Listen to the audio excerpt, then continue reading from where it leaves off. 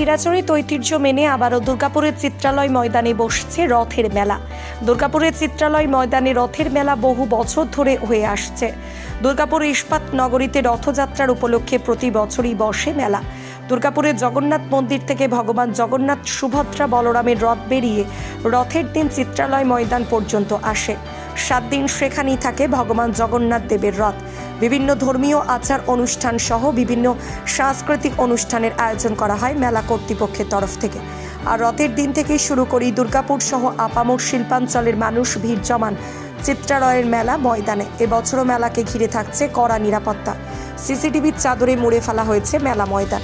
পাশাপাশি নিরাপত্তা ব্যবস্থা খতিয়ে দেখতে এদিন আসানসোল দুর্গাপুর পুলিশ কমিশনারের তরফ থেকে পর্যবেক্ষণ করতে চান পুলিশের বিভিন্ন উচ্চপদস্থ আধিকারিকেরা। প্রস্তুতি চূড়ান্ত পর্যায়ে আছে, ঠিক আছে, প্রস্তুতি চূড়ান্ত পর্যায়ে আছে। আমাদের বিশেষত্ব এই মেলার একটা বইমেলা তার মধ্যে বিশেষত্ব প্রচুর বই পড়ুয়ারা এখানে বইমেলাতে ঢোকে। আবার বিভিন্ন ধরনের কলকাতা থেকে যারা আসে বই দোকান নিয়ে তাদের কাছে বই কেনে।